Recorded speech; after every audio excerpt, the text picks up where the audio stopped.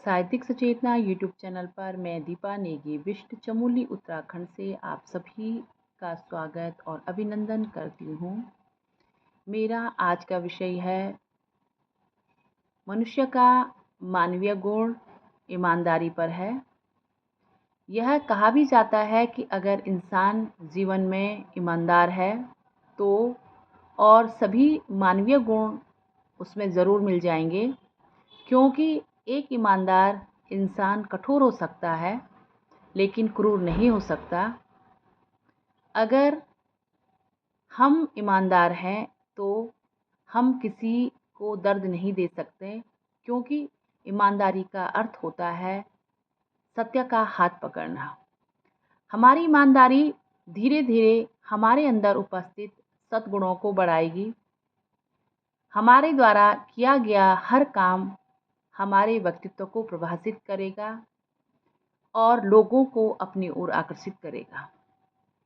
मुझे लगता है कि अगर मैं ईमानदार रहूँगी तो मेरे जीवन में जो भी होगा वो मेरी ईमानदारी का परिणाम होगा।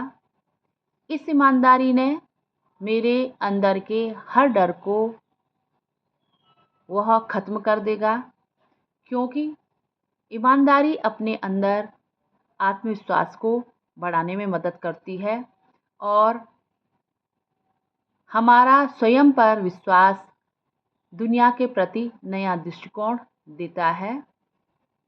तो हमें अपने प्रत्येक काम को ईमानदारी से ही करना चाहिए और ईमानदारी का जो अर्थ होता है सत्य का हाथ पकड़ना, और सनातन भी सत्य है और सनातन के जो मूल मंत्र हैं उनसे भी यही सीखा जाता है कि हमें सत्य को धारण करके अपने जीवन को आगे बढ़ाना चाहिए।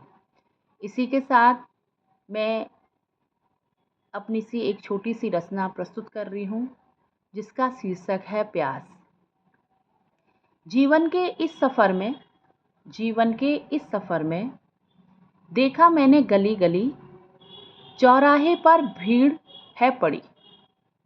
कुछ दूर चलते चलते महसूस किया मैंने हर कोई प्राणी इस जीवन में है प्यासा। किसी को धन की प्यास है, किसी को तन की प्यास, कोई नौकरी की तृषा में भटक रहा है जगह जगह। सड़क किनारे लगी रेहड़ी पर खड़े हुए उस आदमी को ग्राहकों के आने की प्यास है। किसी को घर होते हुए भी महल बनाने की तृषा है। किसी को सड़क किनारे खुले आसमान के नीचे रहकर अपनी एक छोटी सी झोपड़ी बनाने की प्यास है। किसी को सांसारिक जीवन से दूर रहकर ज्ञान को प्राप्त करने की प्यास है और किसी को आध्यात्म की प्यास है। किसी को सत्य के साथ चलकर मोक्ष प्राप्ति की प्यास है। प्रकृति के इस सुंदर स्वरूप में उड़ते पक्षियों को भी जल पीकर अपनी तृष्णा को शांत करने की प्यास है। आज इस जगत में हर कोई प्यासा है। प्यास सबको है, पर स्वरूप सबका अलग है। जिसके पास अधिक है उसे तृषा और भी तीव्र है, उसकी तृषा और भी तीव्र है। जो सड़क किनारे बैठा भिखारी है उसकी प्यास एक रोटी पर अटकी है और मछली की प्यास 2 बूंदों पर है। सबसे अधिक प्यास संसार में प्रेम की है। हर प्राणी इसका प्यासा है। प्रेम रूपी प्यास अगर बुझ गई तो सब एक पूर्ण है, नहीं तो संसार ये सब अपूर्ण है।